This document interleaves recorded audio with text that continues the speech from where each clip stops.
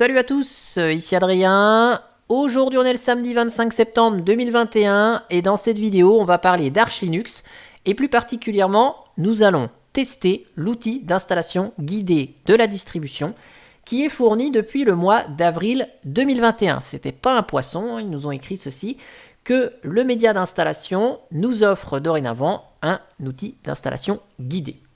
Alors avant l'apparition de cet outil, on installait Arch Linux en suivant le guide d'installation disponible dans le wiki, ou on pouvait utiliser un outil tiers tel que Anarchy Linux, qui pour moi est le meilleur, car il vous permet d'installer Arch Linux de manière simple, rapide, efficace et propre. Ça veut dire qu'à la fin de l'installation avec Anarchy, vous pouvez vous retrouver avec une Arch Linux toute propre, sans aucune personnalisation ni aucun dépôt tiers. Alors bien sûr, vous pouvez sélectionner les personnalisations d'Anarchy, mais vous avez cette possibilité d'arriver à une Arch Linux vraiment saine, propre et comme si vous l'aviez installée à la main. Cependant, nous ici, on va récupérer le média d'installation de Arch Linux. Je vais aller chez les Allemands parce que ça va aller beaucoup plus vite. Chez Esslingen, hop là. Et je vais vous montrer le processus d'installation dans une machine virtuelle. De toute façon, que ce soit machine virtuelle ou réelle, c'est exactement la même chose. Hop là. Donc je vous démarre VMware. On va charger l'image, non pas Manjaro, mais Arch Linux ici. OK. Je vous démarre tout ça. La machine virtuelle, elle a de l'UEFI. Elle dispose d'un disque de 45 Go, peu importe, 3 Go de RAM, 4 CPU, ça suffit très bien pour le test. Et pour que ce soit plus agréable pour vous, vous allez voir ce qu'on va faire. On va se connecter à distance à la machine virtuelle. Comme ça, hop, je pourrais vous mettre du texte écrit beaucoup plus gros. Donc quand on démarre sur le média de Arch Linux, vous voyez, on a le lien vers la doc ici. Donc moi, je vais juste load keys fr. Donc je vais regarder l'adresse IP. Ok, donc 100. Je vais m'y connecter à distance. Je vais mettre un petit mot de passe à Monsieur Root. Ok. Nickel. Voilà, vous voyez, c'est quand même plus agréable pour vous. Je vous mets tout ça en plein écran. Donc là, on est sur notre machine. Et pour procéder à l'installation, comment s'appelle l'outil? Il s'appelle Arch Install, tout simplement. Première chose, on est invité ici. Alors l'outil, il est en anglais, il n'est pas traduit en français. Mais c'est pas très grave, vous allez voir. Il semble être assez intuitif puisqu'on a des choix et on a des questions. Il faut qu'on réponde aux questions par les choix voulus. Donc là, on nous demande l'agencement du clavier. Donc on doit répondre soit par le numéro qui est présent ici, soit par le nom de l'option. Donc ici, je veux un clavier français, donc je mets soit 10, soit FR. Donc là, je mets 10. Ensuite, il nous demande dans quelle région on veut télécharger les paquets. Donc pareil, on met le numéro ou le nom complet. Donc je vais aller chercher ça depuis l'Allemagne, 12. Mais là, vous voyez, je peux écrire Germany. Et puis on passe à l'étape suivante. Étape suivante, c'est quoi? Eh bien, c'est l'étape du partitionnement. Donc là, vous voyez, on a ici un petit avertissement coloré. On peut soit utiliser par défaut, si on ne met aucune option, /mnt. Et donc là, on procède à son partitionnement avant, depuis le live CD, depuis les outils, etc. On monte toute l'arborescence de notre futur système dans /mnt et on y va. Soit on peut procéder à l'auto-partitionnement, c'est ce que je vais faire sur le disque numéro 1 qui est dev SDA, mon fameux disque de 45 Go. On est invité dans le cadre d'un auto-partitionnement à choisir son système de fichiers. On a le choix entre BTRFS, EXT4, XFS, F2FS. Je suis un fan inconditionnel de l'EXT4, donc je prends le choix 1, après adapté en fonction de vos besoins. On a la possibilité, ça c'est intéressant, avec l'outil de chiffrer l'installation. Pratique si vous avez un ordinateur portable que vous allez souvent en déplacement, vous pouvez sécuriser en tout cas l'installation en chiffrant le disque. Donc ici, je ne vais pas le faire, donc je laisse vide et je vais à l'étape suivante. On est invité à choisir son gestionnaire d'amorçage, le bootloader. par défaut, c'est système des boot qui est utilisé. Si on appuie sur Entrée, c'est le choix No qui s'applique, qui consiste à conserver système des boot. Cependant, on peut utiliser grub à la place. C'est ce que je vais faire. Je vais utiliser grub à la place de système des boot.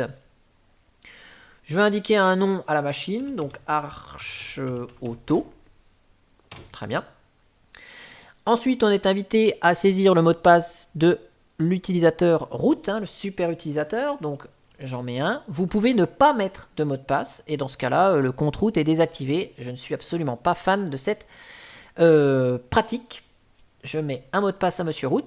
Et après, on est invité à créer un utilisateur additionnel. Donc là, je vais créer l'utilisateur Adrien.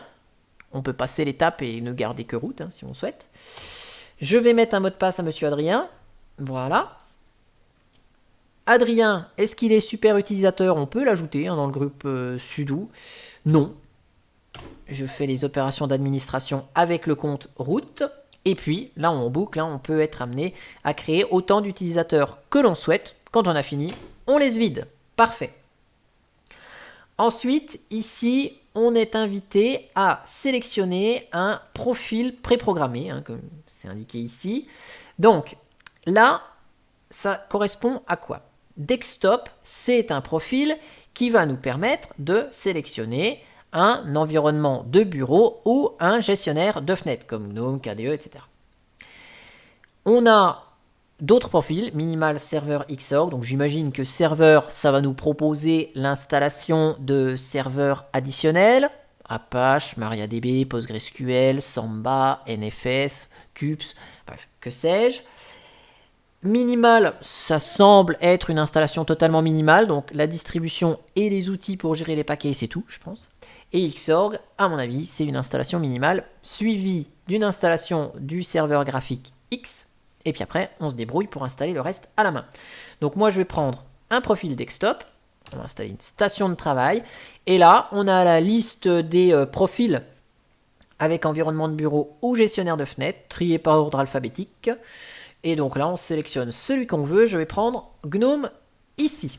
Mais on a le choix avec en environnement de bureau sur Budgie, Cinnamon, Deepin, GNOME, KDE, LXQt, Mate, XFCE4 et en gestionnaire de fenêtres, Awesome, Enlightenment, i3 et Sway. Donc moi, je prends GNOME ici. On peut sélectionner les pilotes pour sa carte graphique. Donc moi, je vais prendre 4. Je suis en machine virtuelle, VMware, donc c'est ici. Si vous avez une carte NVIDIA, vous prenez 3 et ça vous installera les pilotes NVIDIA. Sinon, avec une carte AMD, vous prenez 0, les pilotes open source. Une carte Intel, c'est le choix 2. Et puis, sinon, vous pouvez installer tous les pilotes open source. C'est le choix numéro 1 qui est le choix par défaut. Donc là, je prends 4. On a la possibilité d'installer Pipewire à la place de Pulse Audio comme serveur de son. Là, c'est le choix qui nous est proposé par défaut. On va le prendre. Je pense que c'est suffisamment stable puisque ça a été ajouté par défaut dans Fedora 34. Donc, on va y aller, on va tester ça. On est invité à sélectionner le type de noyau à utiliser. On a le noyau Linux normal, donc c'est le mainline, dernier qui est sorti. On peut prendre un LTS, le noyau Arden ou Zen, c'est les 4 noyaux proposés par Arch Linux. Donc je laisse par défaut le choix qui est Linux. OK. Ici, on a la possibilité d'indiquer des paquets supplémentaires que l'on souhaite installer. Donc là, c'est noté, vous voyez, que seul base Devel, Linux, Linux Firmware, EFI Boot MGR sont installés. J'ai pris l'environnement de bureau GNOME, donc j'aurai pas de navigateur web, mais par exemple, regardez, on va ajouter Firefox, je vais ajouter Clémentine, hop, et puis on va voir si à la fin, ces 2 paquets seront installés. On arrive à l'étape gestion du réseau. Est-ce qu'on copie la configuration qu'on a mis dans l'image ISO sur notre système? Première possibilité. On peut utiliser Network Manager, c'est ce que je vais faire. Ou on peut faire un paramétrage de l'interface réseau ENS33. Moi, je prends Network Manager.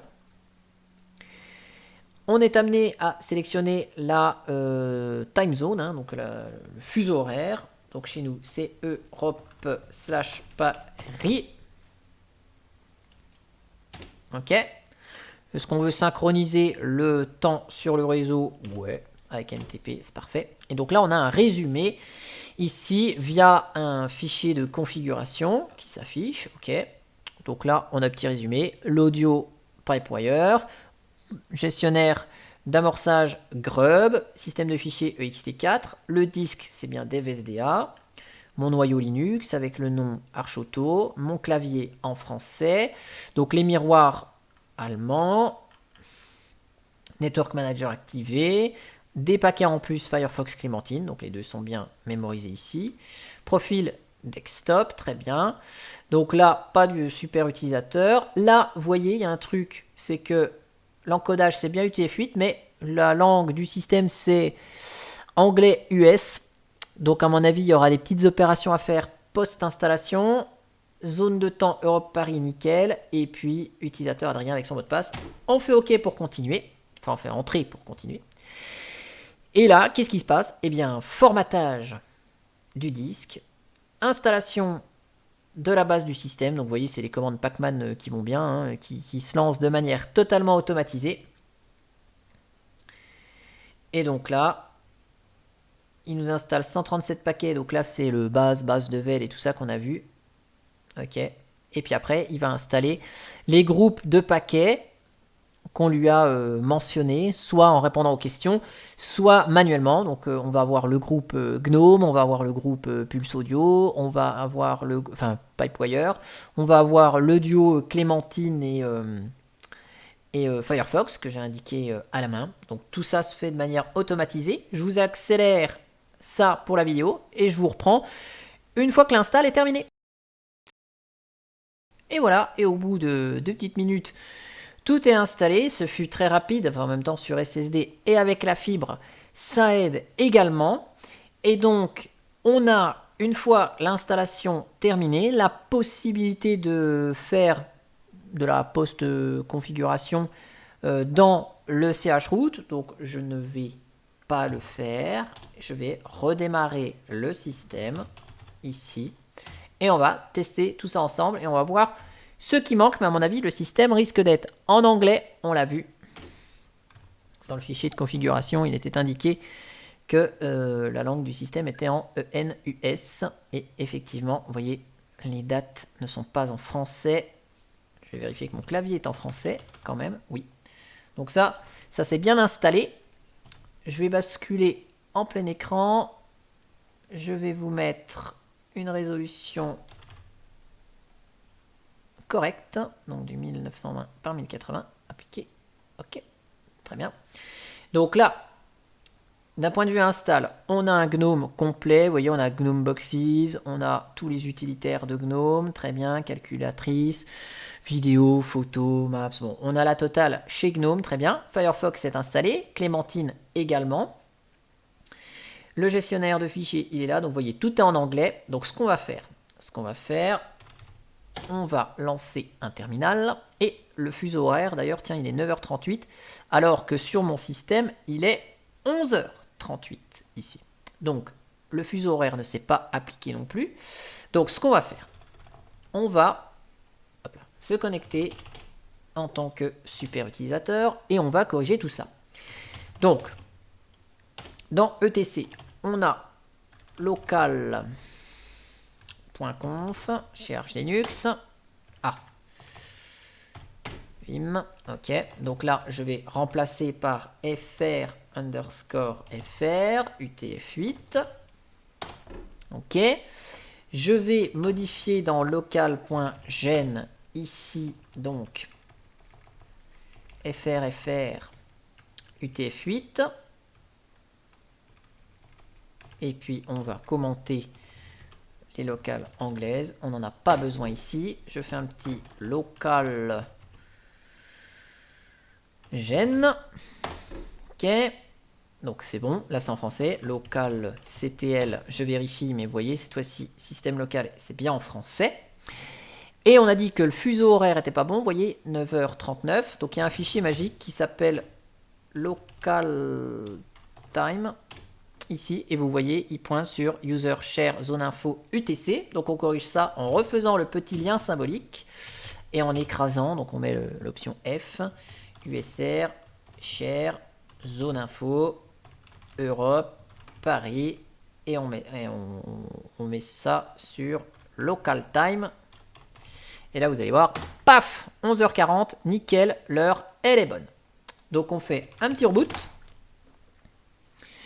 Et normalement, notre système doit être en français, cette fois-ci. Et l'heure, elle va être conservée à la bonne heure. Ok, 11h40, 25 septembre 2021. Ah, bah voilà, tout est en français et fonctionnel. Ok, on va mettre à jour les noms. Génial. Hop, comme ça, vous voyez, ici, on a nos dossiers qui sont à nouveau en français. C'est cool. Donc là, on a notre Arch Linux qui est installé. Alors, à mon avis, Firefox, j'aurais dû mettre à l'installation Firefox et puis Firefox-L10NFR, enfin le nom du paquet, pour avoir la traduction française. Mais vous voyez, Firefox c'est bien installé, Clémentine c'est bien installé également. Ok, donc tout est installé ici. Et donc notre système il est fonctionnel maintenant. Si je vais là, que je me connecte en tant que super utilisateur, que je vous fais un pacman-s Firefox, alors, je sais pas comment il s'appelle le paquet, Firefox L10NFR. Non, alors c'est i18NFR, ils ne pouvaient pas tous faire pareil. Ok. Et donc là, pacman-s, gnome, twix par exemple. Ok, hop là, et vous voyez, mon système marche très bien et est parfaitement fonctionnel. Et voilà, et avec mon gnome ajustement, là, nickel. Je peux personnaliser mes espaces de travail, clavier souris, barre supérieure, vous voyez, hop, tac, tac, tac. On peut personnaliser notre gnome, génial. Ok, tac, tac, tac. Ok, et puis mon Firefox, normalement, il doit être en français maintenant. Non, il y a peut-être une manip à faire dans Firefox. Ça fait tellement longtemps que je n'utilise plus ce navigateur. Oui, ok. Bon, je sais pas comment on fait, mais il y a une manip probablement. C'est pas le but de la vidéo. En tout cas, vous avez vu ici, on a une Arch Linux qui est quand même installée en français, après une petite modification, mais qui est installée en tout cas de manière assez rapide, efficace. Et l'outil d'installation marche pas trop mal. Il faut juste recorriger la langue du système, recorriger le fuseau horaire, mais ça dégrossit quand même 98% du travail qu'on aurait dû faire à la main, et ça peut être vraiment un bon candidat, cet outil officiel, aux outils alternatifs tels que Anarchy Linux, bien qu'il soit pas très flexible pour la partie partitionnement. En tout cas, j'espère que cette vidéo sur cet outil nouvellement inclus chez Arch Linux vous aura plu. Et moi, je vous dis à bientôt pour une prochaine vidéo. Allez, ciao ciao!